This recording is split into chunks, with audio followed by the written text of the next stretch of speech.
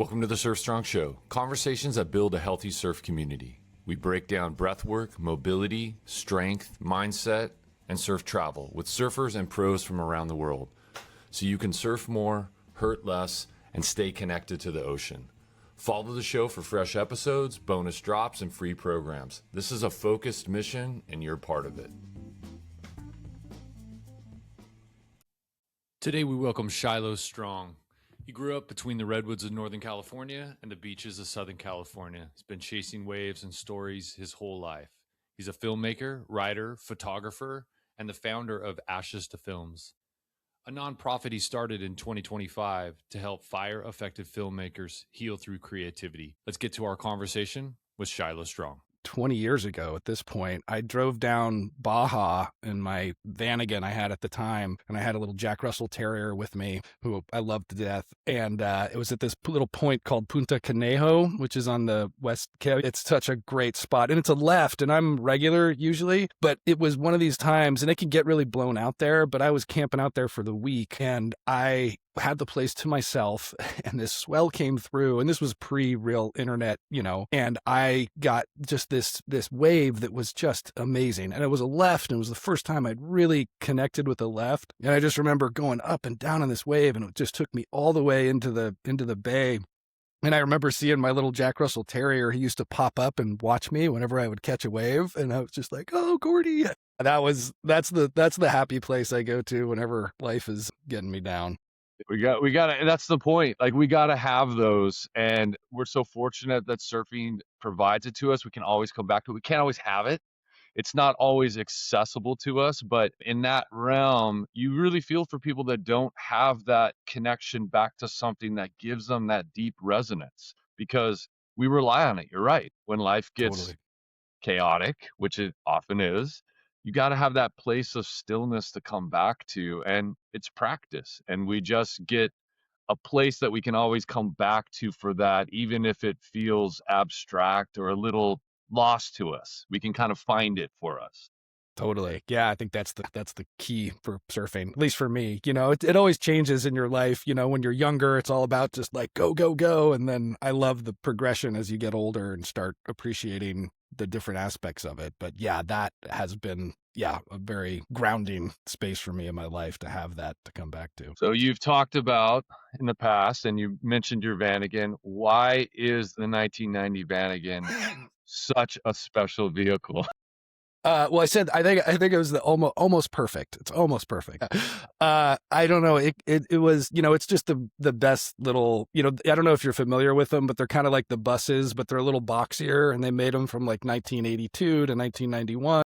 And it was just kind of that peak moment for me where it was like transportation. It's just a box, but like you can fit a bunch of boards in there. It's got a rack. You can fit a sheet of plywood if you want to in there, which is incredible if you're ever doing any building or tinkering, which I love to do. Yeah. And it's just, and then you've got I don't have the full kind of camper setup because that was never really for me, but just being able to open that up, and you have an awning and you have everything, and you just open up to a camp spot, and it's just perfect.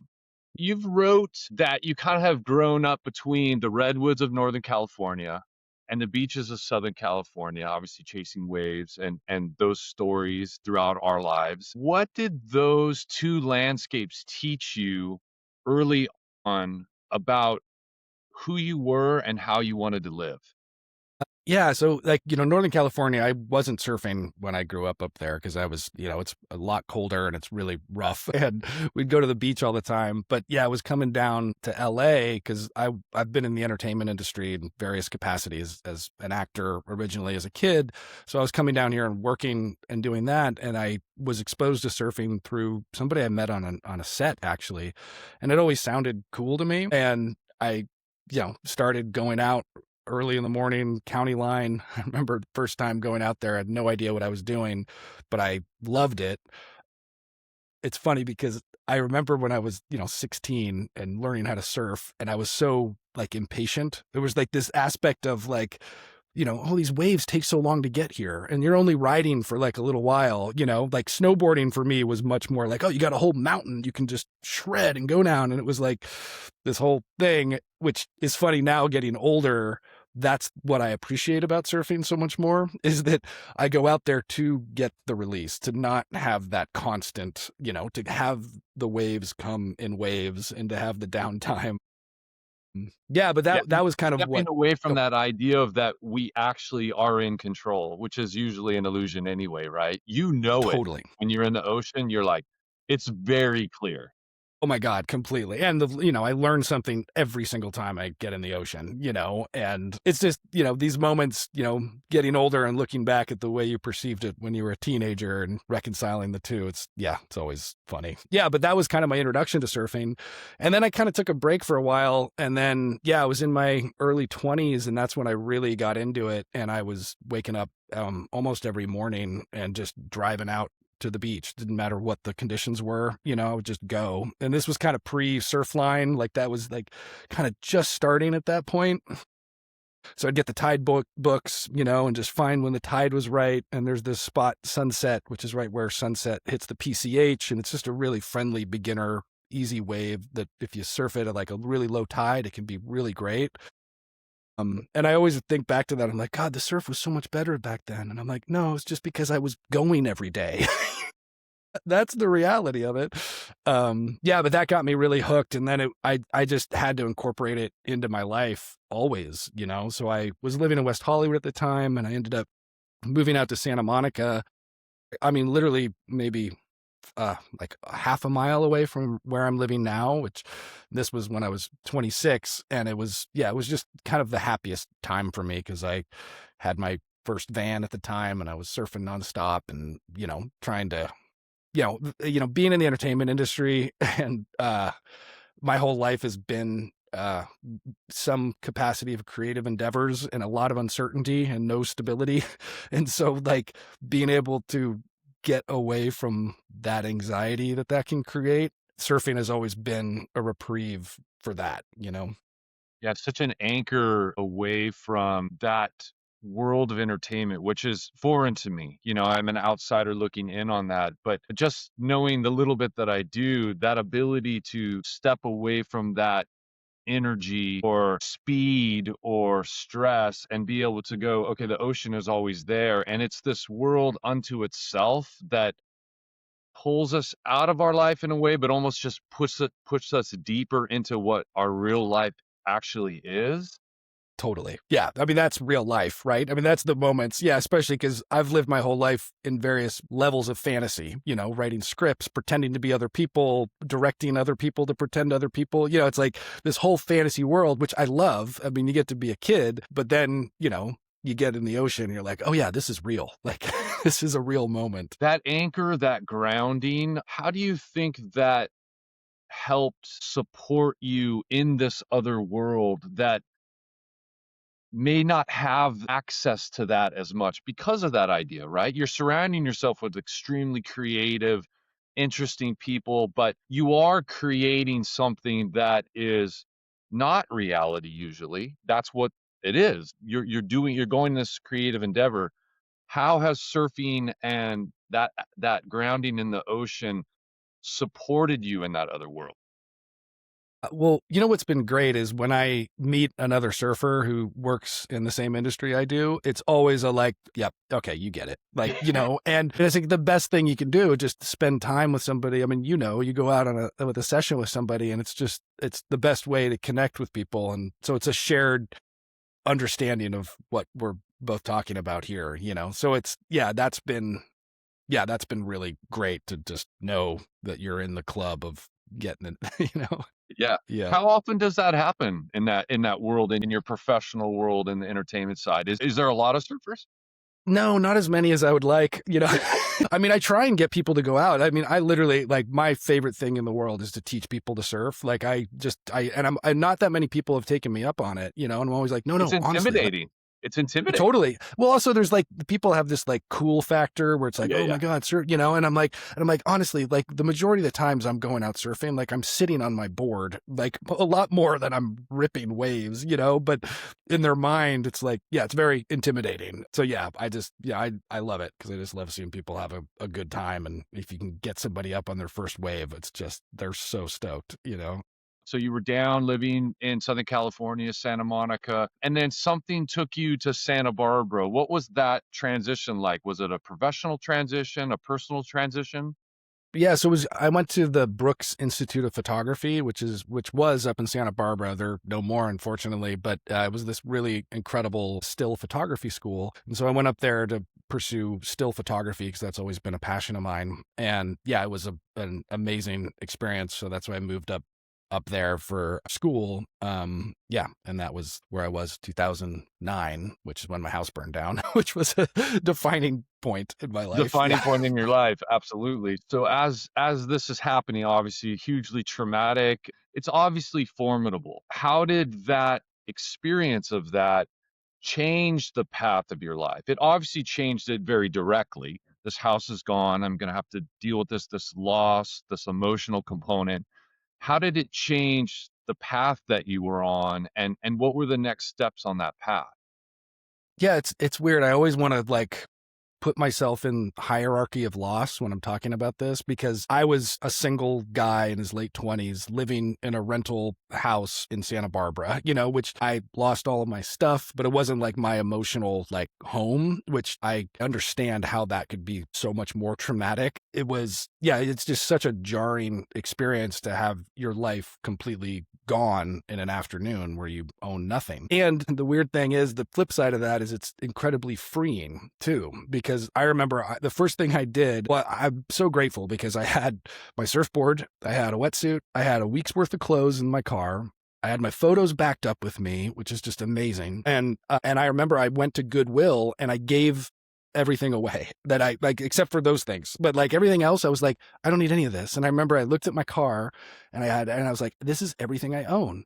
And I was like, wow, that is wild. And I was like, yeah, I don't know. So there, it's a weird thing because it's can be freeing. I mean, for me, being a young single guy with not that much, I just had to try and figure out how to build my life back up from that point on. And, I'm so lucky because I've just got such an incredible group of my family and my brother and my community of friends. And yeah, they were there to help me. So I was couch surfing and trying to build it back up. And yeah, I was very lucky because I had that support system. Yeah, yeah. Yeah, it puts you in, well, we talk about this a lot, obviously connected to surfing is being in the moment. This is what surfing does for us. But something elevated of that kind of experience, it does pull some of those layers away and let you see these people in my life, the support system in my life that we unfortunately sometimes might lose sight of because it's always there if we're great thankful enough to be able to have that, and then the gratitude that comes from that when some of those other things are pulled away, and clearly be able to see I have support, that just makes it really clear. Totally. Yeah. But, it's wild because jumping ahead to what this past year of my life has been with Ashes to Films, I don't think I was able to really articulate that back then, like, which was kind of the impetus for wanting to support filmmakers who were affected by the fires here in LA with Ashes to Films, because when you deal with that kind of loss, like you're just in reaction mode, like you're just literally dealing with it and trying to figure it out. And you're constantly like, wait, what is this? Like, and then everybody's like, what, your house burned down? Oh my God, that's crazy. And you're like, yeah. And you tell the story again and again. And it's just like, and you're like, God, you want to get past it, but you don't want to think about it, but it's so much in your face all the time. And that was kind of the idea of Ashes to Films, which, kind of jumping ahead here a little bit, but that was the realization I had when the fires here happened in LA, where I was like, God, I had the support, and I was so appreciative now looking back at that and knowing that the younger Shiloh couldn't fully understand that he needed that support and wasn't as appreciative, I think, that he could have been because he's just dealing with so much. But they were there for me, and I'm so grateful for that. And so that was kind of the idea of Ashes to Films, was to be there for so many people, having known what that's like and going through, and just, helping them. Well, let's go deeper into Ashes to Films now. What its mission is, the avenues in which you're doing. Just go deeper into it. Give us a deeper understanding of. Yeah, I started in January while the fires were still happening because I was reflecting on everything we were talking about and trying to figure out how I could help, and recognizing I had a unique situation that I've been through this. And, for me, looking back during that recovery, I started making short films with my brother and my filmmaking community. And I'd always wanted to work behind the camera as a writer and a director and be a member of the Writers Guild and the Directors Guild. Like, these were like dreams of mine ever since I was a kid. And so we started making short films, and this was after my fire, and that led to some success with the Tribeca Film Festival and representation, and was able to sell some scripts and get into the WGA, and not right away, but I was like, oh God, I don't know if I hadn't had the support at that time, I don't know if I would have been able to go down that path that had always been a dream of mine. So that was kind of the realization, was the reflection on myself, and then saying, okay, how can I do that? Because there's going to be so many people who are in that exact same situation in the entertainment community that's been hit so hard with COVID. And then we had these back-to-back strikes 3 years ago with the Writers Guild and SAG-AFTRA. And then your house burns down. And everybody's just struggling so hard right now in life, but the entertainment industry in LA has been really hurting. And so that was kind of the idea. It's like, okay, how do we keep these people here? Because Los Angeles is, there's just so many talented, creative, inspiring people in this city. And like, there's no other city in the world where you can just go out and find people who want to make something with you for the love of just creating, and that is so inspiring and beautiful. And that was the idea behind Ashes of Films, was, okay, so let's raise some money, find some filmmakers who've been affected by the fires, and then give them a grant and then support and a network to be able to go and make their own short films, and then host a festival screening those films, with this idea of the process of creative recovery is healing. That making the act of creating and building a community and making a film, and they didn't have to be about fire. Like, it was just like, make whatever you want. Just go make something, get your community together, and then celebrate your creative recovery. Yeah. And So that was the creating idea. a community as you do that. It might have a common theme that there was some of this experience that was going through, but any opportunity to bring people together that creates that support, that amplifies the creativity, amplifies the healing. This is the point. This is the point of practically anything that we can do in a positive endeavor as a collective, right? Definitely. Yeah. And, like I said earlier, when you're dealing with post-fire events, so much of your life becomes that's your story. And our idea was, okay, that's not your story. You're an artist, you're a creative, go tell whatever story you want to tell. So our line is, don't be defined by what you've lost, but be defined by what you want to create. So the idea is supporting that, because that self-definition is so important for, everybody. And like you said, it's like the repeating of the story, or people coming from even a caring place and asking how they're doing, going through this trauma. But at the same time, is like, are we just reliving this trauma that we have and not being able to progress and build and move beyond it? Like you said, we can't ignore it. We have to deal with it, but we can't let it define us. Exactly. Yeah. So it's finding that way, and creativity, honestly, and art expression, I think that's the answer for a lot of these things, and being able to support, because that's human, right? That's the core of humanity: stories, expression, art. I mean, so being able to get a community together to do that was just a beautiful thing, and that's the thing with filmmaking in particular. Like, you can do it alone, but you can't really do, like, you need a crew, you need a group, you need, and so that just creates more community of, talented people. So yeah, it's honestly, it's been the most beautiful experience of my life this past year, making this come together. I mean, so like more work than I ever could have imagined when I had the idea. I was like, oh, some of this, you got an idea? Yeah, that's a great idea. I remember I went to the Sundance Film Festival because it was right after the fires had happened, and I'm walking around and I kept saying, I'm like, I got this idea. Like, is somebody doing this? Somebody should do this. And they're like, God, that's a really great idea. And I was like, yeah, okay, yeah, I guess I'm going to do this. I guess I'm going to run with it. Yeah. I'm like, okay, all right, I'm doing this. But no, but I mean, I just like the amount of people, I keep using this word serendipity because it's like literally this past year has been just a series of events where it just seems like I find the right person at the right time who has the skills that I don't have, that we're able to build something. And it just, kept going. And so, it's been amazing. So the arc of that, you started Ashes to Films, and then have you already have had the first film festival, and then we're coming into another one, or what's the arc of where we are?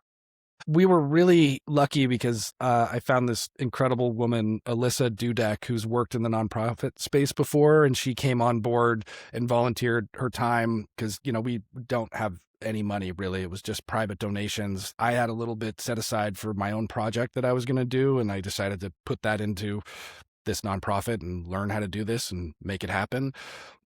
We connected with the New York Film Academy, and they had a summer program already set up for teenagers 14 to 17 where they go to their campus, and they're here in Burbank. They have a campus here in Burbank, and they get a week course where they get to edit and write, and they learn how to direct, and then they go and they shoot their own short film on the back lot of Universal Studios for 2 days, and then they get their own film. And they were so supportive and wonderful, and they said, if you can find the kids, we'll have an Ashes to Films workshop for them. And this was like right before summer hit last year. It was like, late June. So we were like running around and going out all the schools and trying to get kids. And so we found 16 fire impacted teenagers from the Palisades and from Altadena. And then we got them into the program, and they made these incredible short films, which that was the one thing because it was like, it's not about what the quality of the work, it's about the process. But something happens when you give a recovering artist the means to go and create, that even if they're not about fire or whatever it is, like they're working through something. And even the instructors were like, these are some of the most incredible films we've ever seen through our program. And that was kind of encouraging for us, because I was like, is this too much to ask people? It's like, oh, your house burned down and then go make a movie. But they stepped up, and and that was kind of just, again, it happened at just the right time where we were able to show that this is working, that we've got these films, we've got this. And then we moved on to the main grantee program. So we were looking for grown-up filmmakers to come. And so people were submitting scripts and pitch decks at various, stages of development. And I had a group of, like a film selection committee where we went through them and had interviews. And, I interviewed everybody personally to make sure that they're, mentally ready for this, because it's a lot to ask, especially if you're dealing with, having lost your home. So it's finding that balance. And then we partnered with Quixote Studios here, which was able to give free equipment to all of our filmmakers. We're able to give them grants of $2,000 each, which was amazing to kind of, it's not a lot for a short film, but it's enough to get them started. And then, Echo Bend was a production company that came on to help with some post-production. And then it was just teaming them up and kind of helping them go make their films, because we weren't producing it. We were like, look, we're here to support you, give you any connections, and then we're going to host a festival where we're going to premiere your film. And that's what we were building towards, which, and that's what we did. So we got there in January. That's amazing. Yeah. And that's probably an important distinction, right? Your focus and your mission is to connect, help network, provide some resources where possible. Yeah. And, and empowers them too, right? Like in a way, because like, I don't want them to feel like they're plugged into this whole, we were figuring this out. We're still figuring it out as we go, but it was sort of making sure that they were, feeling supported and pushing themselves just enough that they were, creative stress is good unless it's too much stress. And when you're dealing with, all the insurance and home remediation, and it's just, it's just a lot. But, it's so much better to be dealing with call sheets and scheduling and shot lists than, insurance lists and going back into that story, Yeah.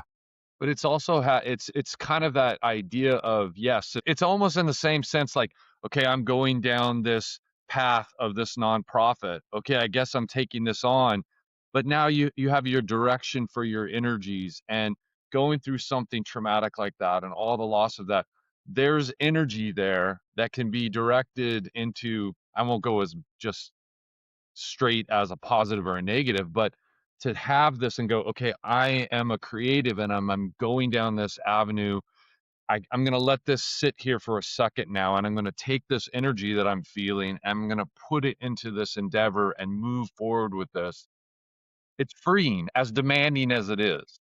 Yeah, yeah, totally. No, that's great. I haven't thought about it that way, but that makes perfect sense. And I think seeing them, I mean, all of the filmmakers talked about that they loved being able to be seen for their creative passion and energy. And it was, a lot of work. I'm just so impressed that they pulled it off. And the films are incredible. Like, I just was not expecting that again. I was like, it's not about that. I'm gonna host a festival. I didn't even see the films until we premiered them in Wow. I was like, that was my little treat. I mean, we had them like quality control, everything, but I'm like, no, it doesn't matter. I just want to see this with an audience. And I was just blown away, like. So, I mean, you're right. You're focused on why we're doing this, and then you see the outcome of this, and that reemphasizes, I would imagine, to yourself, like, why this is so important, why Ashes to Films has such a strong resonance. It isn't about the quality of it, but the quality of it was so elevated. There's something in depth in there of the importance of that. Yeah, exactly. Yeah, it's wild. Yeah, it's inspiring, and inspiring for the idea of creativity and the Yeah. importance of it. So as you've gone through this over this last year plus, it obviously, like you've mentioned how much work it is and how much demand it's had to, your day to day, week to week has had to probably evolve a little bit because of the time and attention it takes. It's finite, right? Our time is finite. So how has that changed maybe your perspective on your own, not necessarily creativity, but how you're spending your time? And maybe in the future, how has that changed your path again to how you're going to spend your time and what you're going to build? I wish I had more time.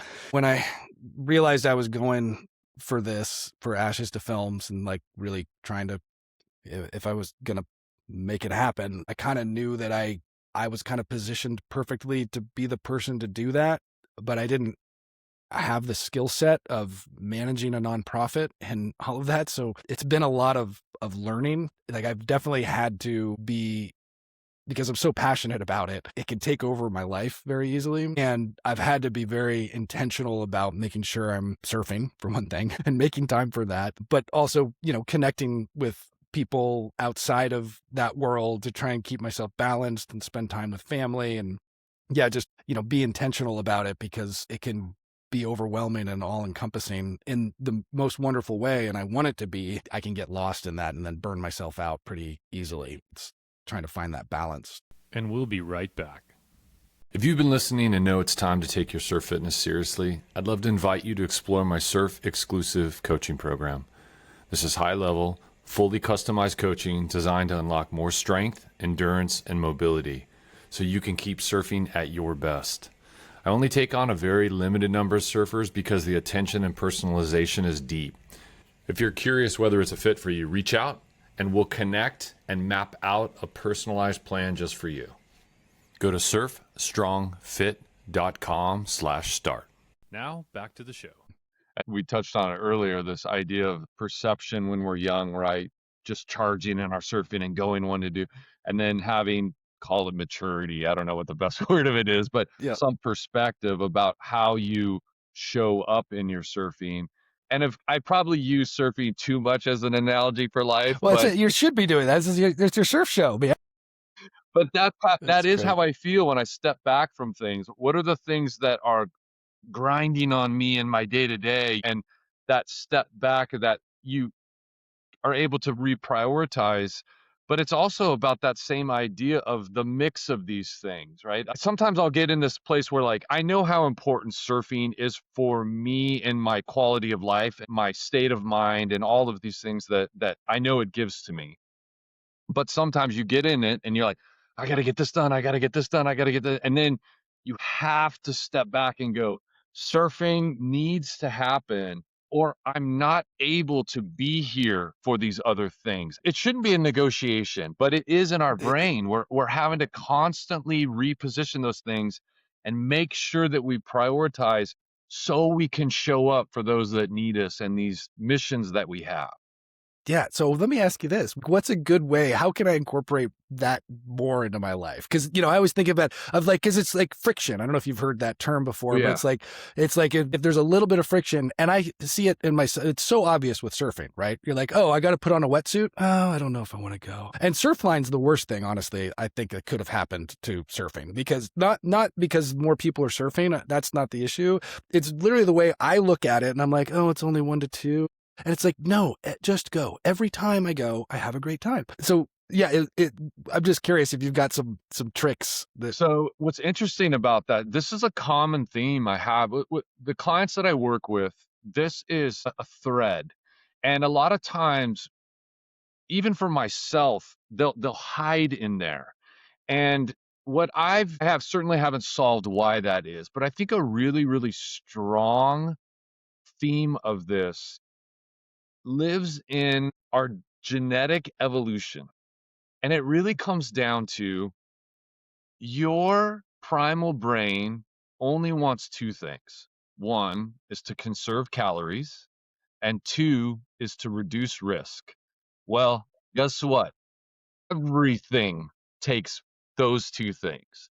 Yeah. So it wants you to sit on your couch and just take in. That's it.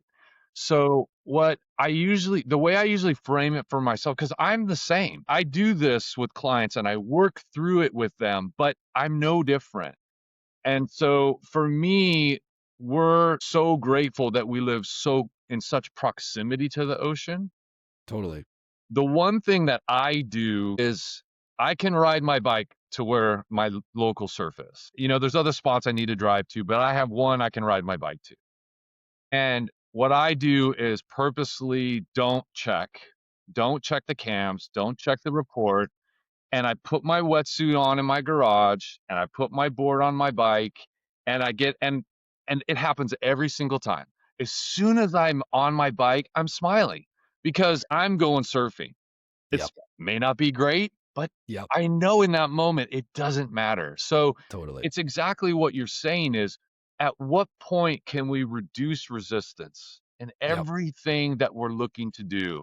And it's about opening up the door and stepping outside. And you mentioned earlier, one of the grateful things that you were when your house burned down was, I had my board, I had my wetsuit, I had clothes in my car, trying to keep that kind of stuff set up so your excuses can be easily pushed to the side. It's the only thing I've really found that's consistent about, it's just the line I say to people all the time is, when in doubt, you paddle out, period. Yep. Totally. And you're setting your life up as best you can to reduce the resistance in every single place possible. Yep, totally. But if you find another trick, you're going to No, I think that's great. I mean, the big one I really perked me up was don't look at surf cam. And you're so right. Because again, I look back at when I was in my 20s before I had that, and I would just go, well, I'd go out there because I was going out with my buddies. I was waking up at dawn, and I would just go out, and I was like, oh God, the waves were so much better back then. And you're like, no, you were just surfing every day. Yeah. And like you're looking around, you're checking a spot or something, everybody's kicking sand and kicking rock, and I'm like, let's go. Let's do it. I know. Yeah. Okay. That's great. Oh, Greg, I love that. Man, I'm going to, just go. Now we have to implement that. That's right. I know.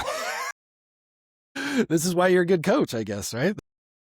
We're all trying to support each other. Like when I tell somebody like, oh, they're like, oh, I'm not sleeping very good. I said, okay, here's the first question is, the slot machine that you have in your hand, does it sit next to you at your bed? Right. Oh, well, I have to do that. I'm like, no. All of these are just excuses. Like, I'm not telling you have to do that. I'm just telling you cause and effect. Because I don't have my phone next to me in my bed, but there's an iPad right there. How different is it? It's just like, we all have our things.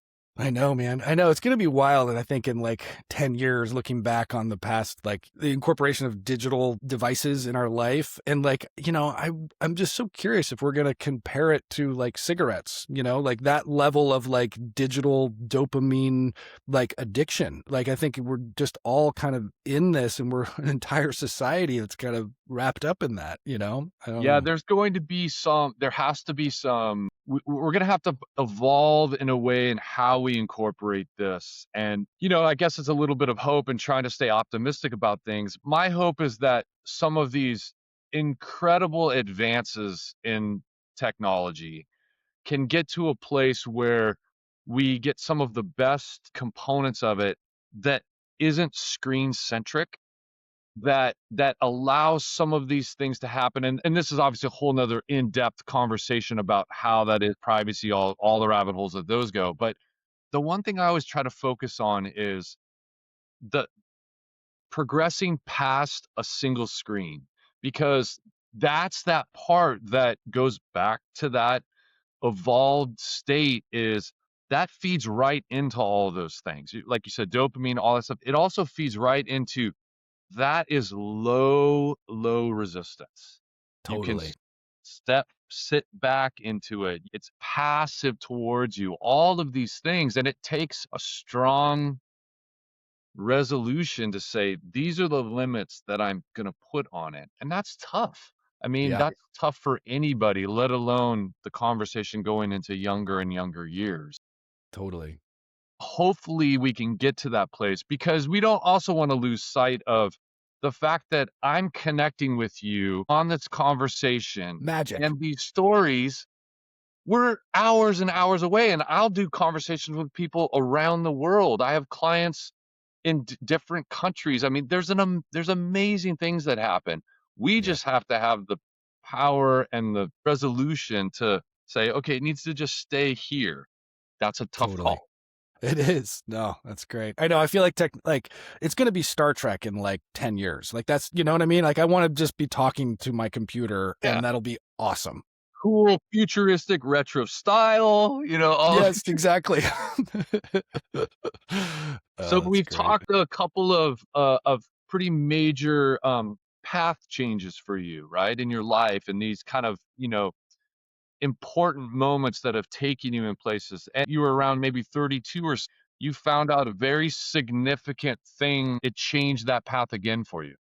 Yeah, definitely. Yes.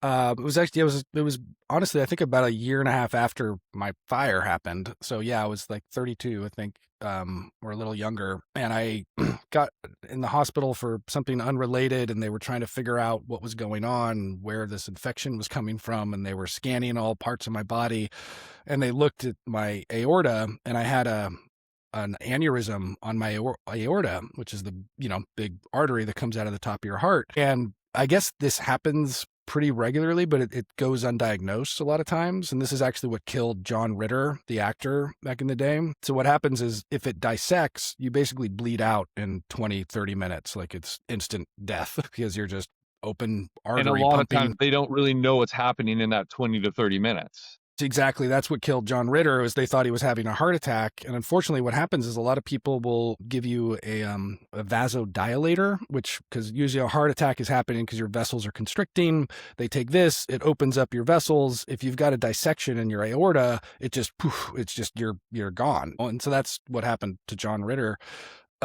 Yeah, so I got diagnosed with that, and I was like, what are you talking about? And they're like, yeah, you're gonna have to have open heart surgery, and I'm like, what, like, so I started researching it, got a second opinion, started monitoring it, and they measure the size that it has to get before the risk of the rupture outweighs the risk of the surgery, right? So they got to find that balance, and also where an insurance will cover it. So it was a process where I was going in and getting scanned every 6 months, to where they would do a full scene to see how much it had grown. At the time, I wasn't supposed to get my heart rate above 120 or lift more than 45 pounds, which I did all the time because I was still surfing and trying to, this was still a major part of my life. Like I've always been active and out there, but it was always in the back of my mind. And yeah, it was, when you live with that for 8 years, it's just this constant anxiety, stress about it, all that. Always think about it. And then it finally got to the point where it was large enough, the aneurysm, that they said, okay, we're going to have the surgery now. And it was, it was almost exactly 8 years ago now, I'm realizing. Yeah. And I went in and they had a full open heart, where they open you up and replace the whole aorta with a tube. And I mean, it's so sci-fi. I mean, they literally have your brain on a heart and lung machine. So they're bypassing your brain and keeping it alive when your body is dead. Work. Yeah, because you can't have your heart beating, right? Like, it's so crazy. So like, I've never been more scared and thought for sure I was going to die.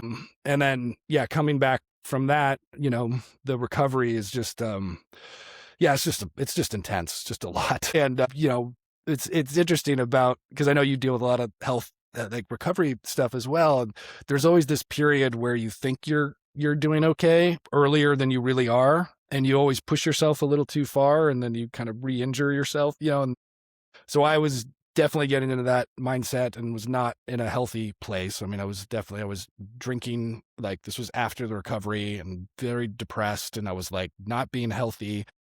And kind of had a realization where I was like, okay, my parents, like, were incredible, and they live up in Northern California, and they brought me back up to their place. They have this like 15 acres of redwood forest. It's just absolutely stunning. And so I spent some time there kind of rehabilitating and really taking care of myself and going to the physical therapist. And that really turned everything around for me. And then, I came back to LA, was trying to like figure out how my life was going to look now. And then I had this idea, because it was kind of coming close to the winter solstice. It was December 21st. And I had this dream of always waking up with the sunrise every day and taking a photograph at the moment the sun rose. And I had this idea like years before, and I was like, God, there's no way I could ever do that. And then I said, well, wait a second, I could do that. And what would my life be like if I did that? Like, literally just think, okay, I'm just going to do this for a year. Like, wake up every day, take a picture. At first I thought I'll take a picture of the sunrise and then see what happens. So I tried it for a week, and I was like, wow, this is incredible. I realized really quickly that taking a picture of the sunrise isn't very interesting, but being out in the world the moment the sun is rising and having a little timer set for when the sun is going to rise right in your place, and then taking a photograph of something at that moment was such a interesting, cool experience, because it put me in the universe at a very specific point in time. It forced me to be creative and look for something that was either beauty or documentary or something that needed to be at that moment, that only happened at this moment I was in the universe. I don't know. It was just very cool. And my life, changed a lot in so many positive ways. I was surfing so much. I have a lot of photos of me on a surfboard, going out there. I had a little GoPro I would take out and take a shot of that. But it was a wild experience. Just, I don't know, forced me to be very grounded, and I'm not really sure why I did it, but I just have to say it was a positive thing. Something was really telling you that you needed. Something was telling you needed to do that for numerous reasons, probably, right? But it's that transition of repositioning your life. Just something as simple as shifting your rhythms, right? Oh, well, I'm going to get up at the sunrise every day. Well, then my day has to shift, and the rhythms of those things have to shift. It really changes perspective. Yeah, and I'm realizing now the reason that happened was because of surfing. And this is where it could tie this back in, which I forgot to mention. I went, when I finally got cleared to go surfing again, when my doctor was finally like, yes, you could go surfing. And how long was that after your surgery? How long was that recovery to get back into the water?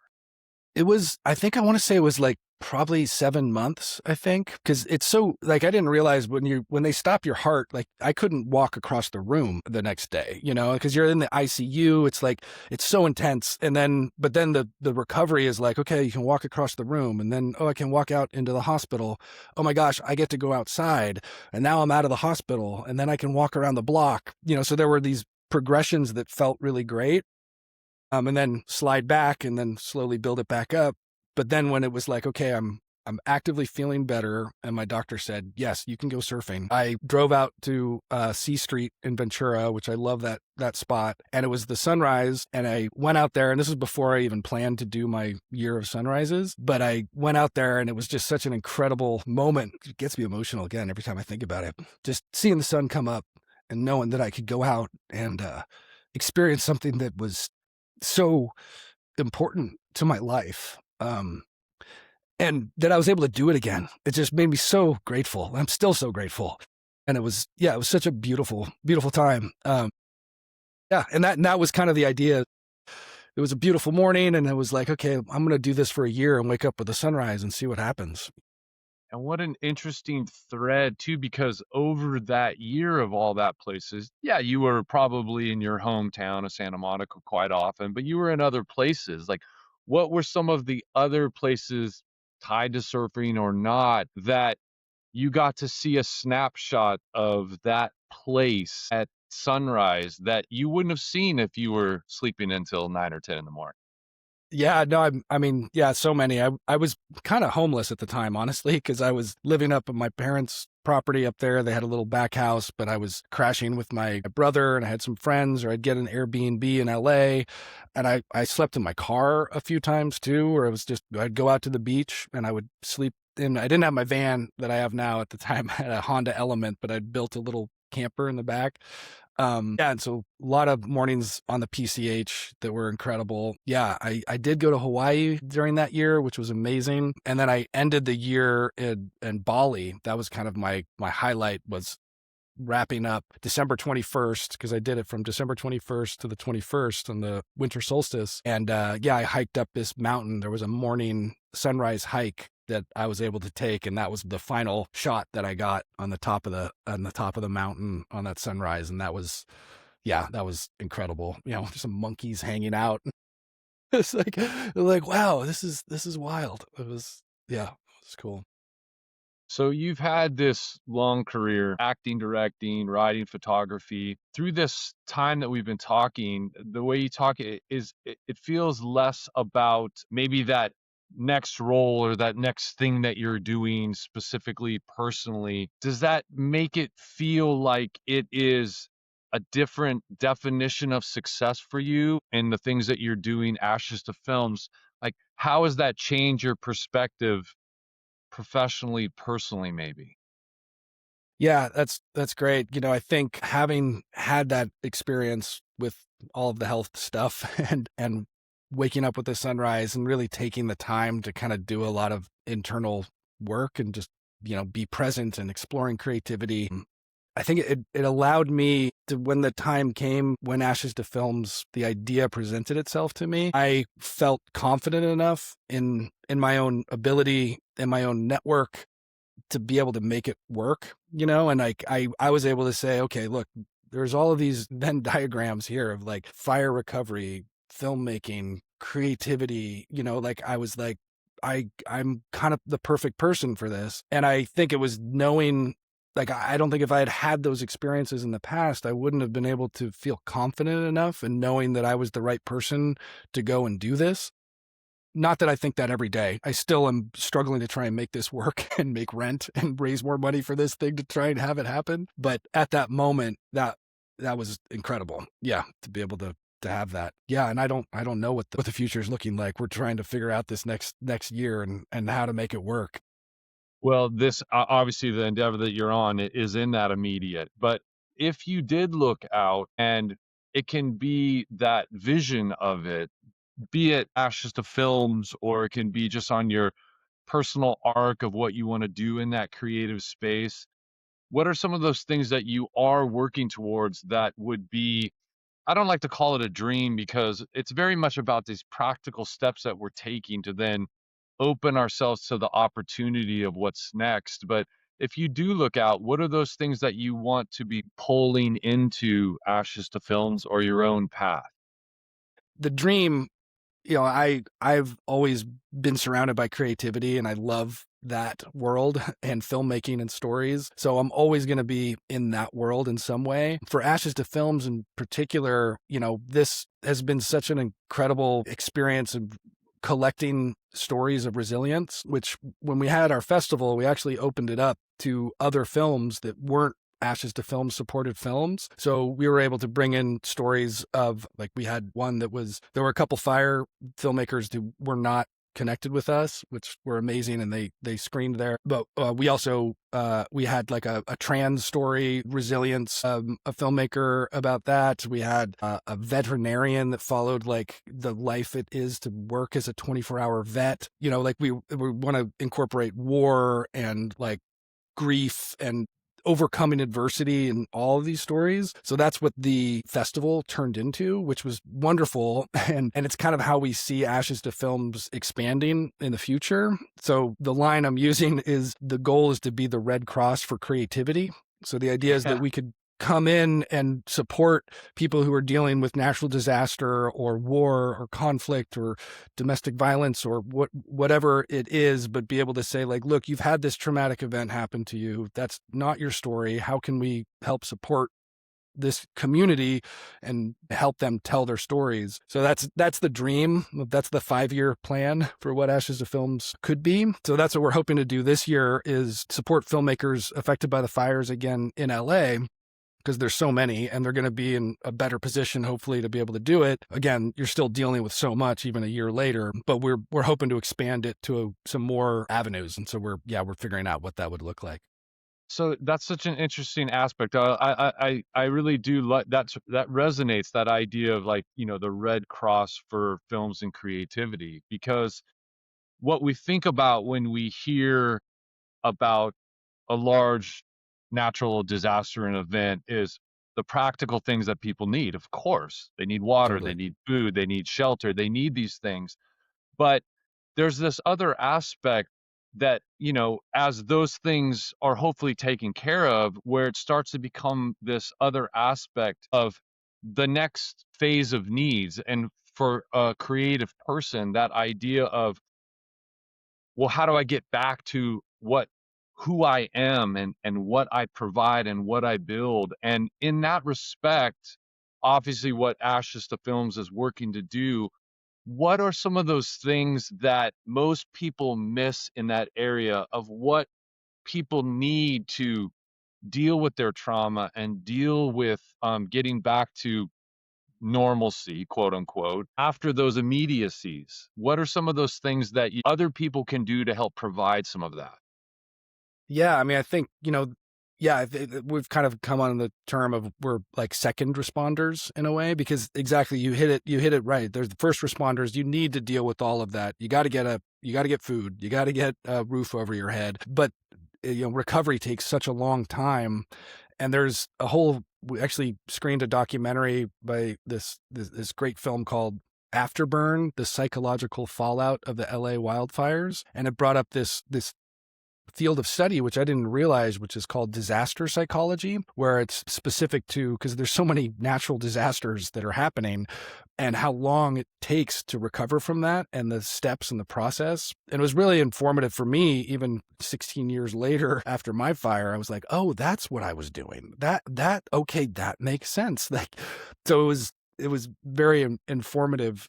Yeah, but I think that's the idea, is to be supporting them. And, you know, I'm not a mental health professional. Like, I mean, there's a lot of other stuff going on there if people are dealing, you know, with war or conflict or death, or, you know, like, the one thing I knew was, as a creative person, you know, making a film was so healing, and that creative expression was so healing. So being able to find people that we can connect with and help in that way is just our little way of being able to help some people and you know, champion this idea of resilience. Because when we're focusing on all of these horrible things that are happening, right? Because we're talking about trauma in all of these cases. And yes, we absolutely need to focus on situations that fires bring up, for example, climate change or insurance issues or the housing crisis. Like, it brings up a lot of things that are problems. But if you focus on the resiliency of the individual, there's something beautiful and incredible about that, because it's highlighting the problem, but it's also recognizing the individual power to overcome that. And so that's the core idea behind what I see as a healing part, because that is empowering. Yeah, absolutely. So one of the things that we're all trying to do, right, as surfers is keep surfing, right? Yes. Keep creating whatever we create in the world. And, just feeling strong and alive as we get older. So in kind of that idea, what are you most trying to protect in your own life right now to reach those places? From a health standpoint, mostly. I mean, yeah. I mean, that's the one thing for me I've realized is, I need to keep my body moving. Like if that's surfing or yoga. I mean, those are the two like pinnacles for me, honestly. If I can get a good balance of yoga and surfing in, I see my mental health, everything in my life gets so much better, So yeah, that's the number one priority I try and do. And then everything else kind of falls into place after that. Not that I'm really great at that. It's always a struggle. Path. We're all on the path. It's a process, Yeah, we can get into the details and get into the weeds on things, but that's really exactly what I come back to. Keep moving. Your body is made to move. Keep moving. However you can do that in this Totally. highly distracted world that we're in. Yep. Yeah. With all the screens and the easy way to sit down and the comfy chairs. Yes. Yep. We're in a tidal wave of comfort in a lot of ways. Totally. Yeah, I know. Hey, Shiloh, thank you so much for your time. I really appreciate you being on the Surf Strong show. It's been great talking to you, man. Man, Greg, this has been great, man. Thank you so much. I really appreciate it. And yeah, it's been awesome. Thank you for joining us on the Surf Strong Show, Conversations for a Healthy Community. I'm your host, Greg Finch. I'd like to remind you to like, comment, subscribe to this and all of our episodes of the Surf Strong Show wherever you get your podcasts. For all show notes and links that we talk about in the episodes, videos of the podcast, you can go to surfstrongfit.com/podcast for this and all the past episodes. Thanks for joining us. It really means a lot.